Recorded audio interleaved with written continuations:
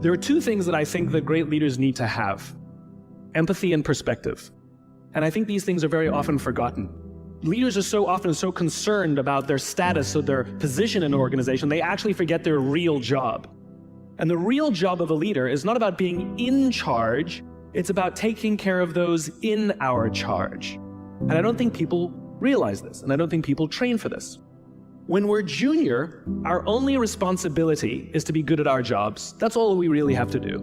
And some people actually go get advanced educations so that they can be really good at their jobs, accountants or whatever, right? And you show up and you work hard, and the company will give us tons and tons of training how to do our jobs. They'll show us how to use the software. They'll send us away for a few days to get trained in whatever it is that we're doing for the company. And then they expect us to go be good at our jobs. And that's what we do. We work very hard. And if you're good at your job, they'll promote you.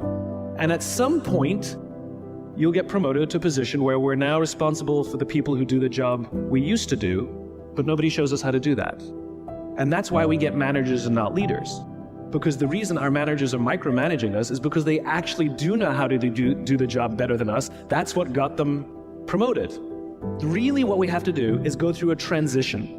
Some people make it quickly, some people make it slowly, and unfortunately some people will never make that transition at all. Which is we have to go through this transition of being responsible for the job and then turning into somebody who's now responsible for the people who are responsible for the job. And as I said before, one of the great things that is lacking in most of our companies is that they are not teaching us how to lead. And leadership is a skill like any other. It is a practicable, learnable skill. And it is something that you work on. It's like a muscle. If you practice it all the days, you will get good at it and you will become a strong leader. If you stop practicing, you will become a weak leader. Like parenting, everyone has the capacity to be a parent. Doesn't mean everybody wants to be a parent, and doesn't mean everybody should be a parent. Leadership is the same. We all have the capacity to be a leader. Doesn't mean everybody should be a leader, and it doesn't mean everybody wants to be a leader.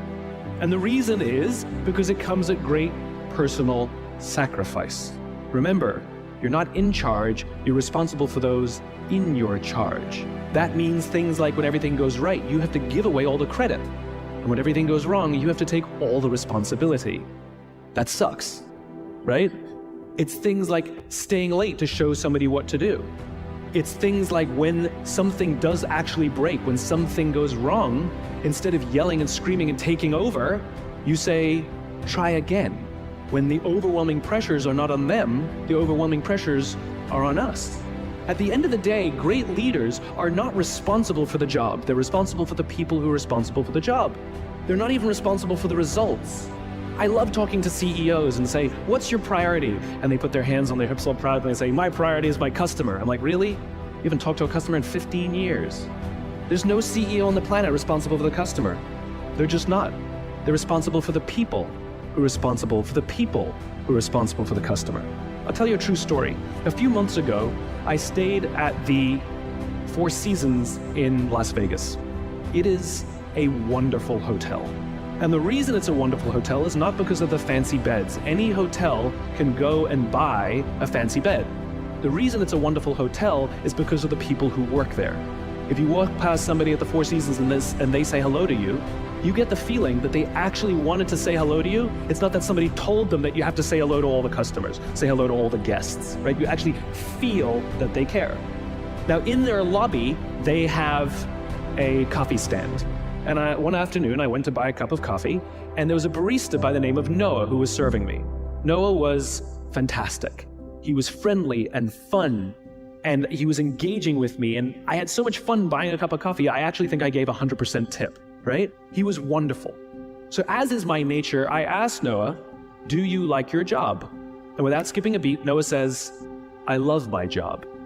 And so I followed up. I said, what is it that the Four Seasons is doing that would make you say to me, I love my job? And without skipping a beat, Noah said, throughout the day, managers will walk past me and ask me how I'm doing, if there's anything that I need to do my job better. He said, not just my manager, any manager. And then he said something magical. He says, I also work at Caesar's Palace. And at Caesar's Palace, the managers are trying to make sure we're doing everything right. They catch us when we do things wrong. He says, when I go to work there, I like to keep my head under the radar and just get through the day so I can get my paycheck. He says, here at the Four Seasons, I feel I can be myself. Same person, entirely different experience from the customer who will engage with Noah. So we in leadership are always criticizing the people. We're always saying, we got to get the right people on the bus. I've got to fill my team. I got to get the right people. But the reality is, it's not the people. It's the leadership. If we create the right environment, we will get people like Noah at the Four Seasons. If we create the wrong environment, we will get people like Noah at Caesar's palace. It's not the people. And yet we're so quick to hire and fire. You can't hire and fire your children. If your kids are struggling, we don't say, you got to see at school, you're up for adoption.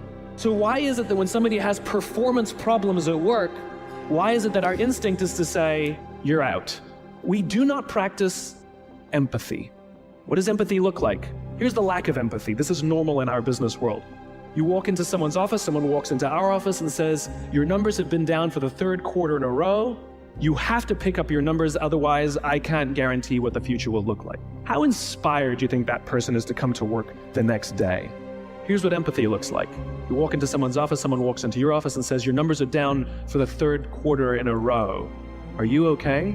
I'm worried about you. What's going on? We all have performance issues. Maybe someone's kid is sick. Maybe they're having problems in their marriage. Maybe one of their parents is dying. We don't know what's going on in their lives. And of course it will affect performance at work. Empathy is being concerned about the human being, not just their output. We have, for some reason, our work world has changed over the past 20 and 30 years.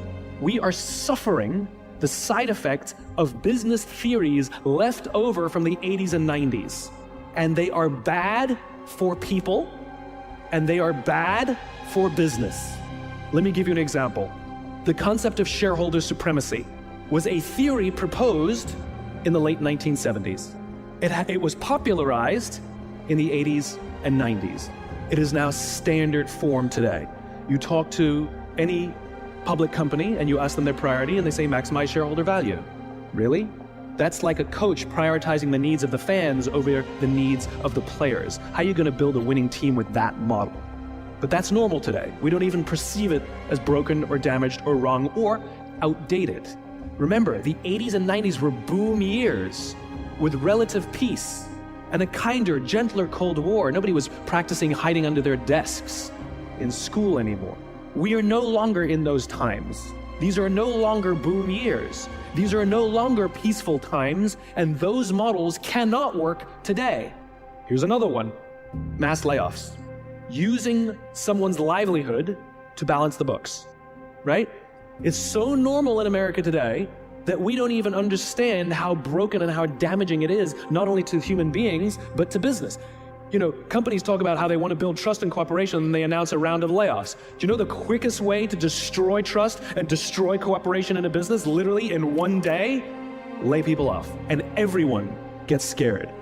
Right? Can you imagine sending someone home to say, honey, I can no longer provide for our family because the company missed its arbitrary projections this year? And forget about the people who lost their job. Think about the people who kept their jobs. Because every single decision a company makes is a piece of communication. And the company has just communicated to everybody else, this is not a meritocracy. We don't care how hard you work or how long you've worked here. If we miss our numbers and you happen to fall on the wrong side of the spreadsheet, I'm sorry, we cannot guarantee employment. In other words, we come to work every day afraid. And we're asking our youngest generation to work in environments where how would any of us ever stand up and admit, I made a mistake? We're constantly being told, you have to be vulnerable. Leaders are vulnerable. What does that even mean? It doesn't mean you walk around crying, I'm vulnerable, right? No, what vulnerability means is you create an environment in which someone feels safe enough to raise their hand and said, I don't know what I'm doing. You've given me a job and I haven't been trained to do it. I need help. I made a mistake. I screwed something up. I'm scared. I'm worried. All of these things no one would ever admit inside a company because it puts a target on your head in case there's another round. And so we keep it to ourselves. And how can a company ever do well if nobody's ever willing to admit they made a mistake, that's scared, or they don't know what they're doing? And so we've literally created cultures in which every single day, everybody comes to work and lies, hides, and fakes. And we're asking our youngest generation to work and succeed and find themselves and build their confidence and overcome their addiction to technology and build strong relationships at work. We're asking them to do this, and these are the environments we've created. We keep saying to them, you're the future leaders. We're the leaders now. We're in control. What are we doing? This is what empathy means.